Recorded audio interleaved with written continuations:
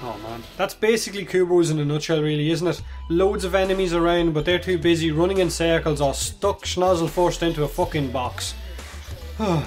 Okay, so the Scindo Prime, the new Prime melee weapon that is now available for all of you guys to farm in the Void, or if you want to buy it with Platinum either, then that's entirely up to you.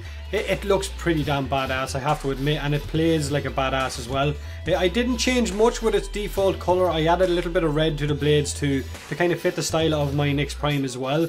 It's a heavy melee weapon, which I know right now the heavy melee weapons are not in the best of places damage wise compared to a lot of the other melee weapons. I mean, remember when the Galatine was the king of swing? It's not as good now. It's still pretty good, but it's not as good as it once was. But in a past dev stream, they did mention the fact that heavy melee weapons are being looked at and will be getting some kind of a rework or a possible buff in the very near future.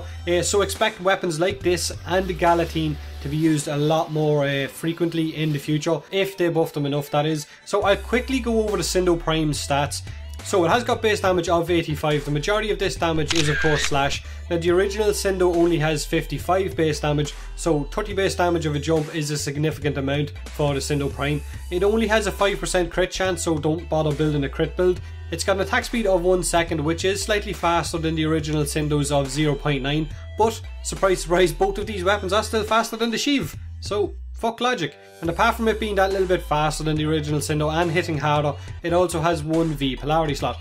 And with each swing of the Scindo Prime you will hit more than one target because it kind of cleaves. It has got a large enough radius, but its slam attack knocks or ragdolls enemies inside 6 meters. And I'll be honest, there is no better feeling than slide jumping your way across a room only to slam blade first into your enemy's face and watch him just completely dissolve, if you're channeling that is. Now it's being compared to the Dragon Arcana for the hardest hitting weapon in the game at the minute, which also has base damage of 85. It's also got a 1 second attack speed and it also has the same status chance. But the Scindo Prime costs twice the stamina on each swing than the Dragon Arcana, and it only has a 5% crit chance, whereas the Dragon Arcana has got a 15% crit chance.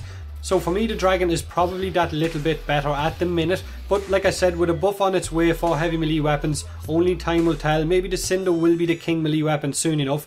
If I'm going to be honest, I don't really give a shit about numbers with the Scindo Prime. It's huge, it wrecks the living shite out of enemies. It's fun, which is all I care about. If I'm not having fun, then I'm not playing Warframe, simple as that. I'll show you guys quickly how I modded it for this footage, and take into account I have got one former on it, just so I can use it with Cleaving Whirlwind instead of the Rending Crane stance.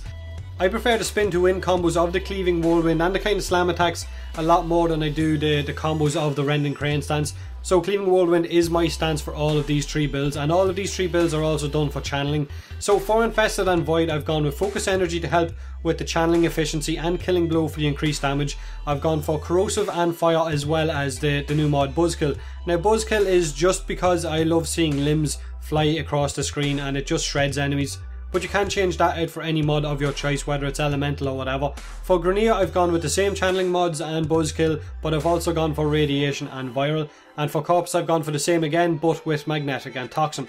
So to wrap it up, the Scindo Prime should be on every player's must get list. It's really good right now, and if the buff is around the corner or a little bit down the line, then it can only get better, right? I mean that is the way these things work, isn't it? Unless of course the balls the whole thing up and it just turns into a big pile of shite. So let me know in the comment section below what you guys think of the Scindo Prime, how you getting on with your farming of it. I will leave the farming locations in the description below if you're looking to farm the Scindo Prime. Hit that like button if you enjoyed the video, as it really helps me out, and hit that subscribe button for more Warframe content if you haven't already, and as always, thanks very much for watching.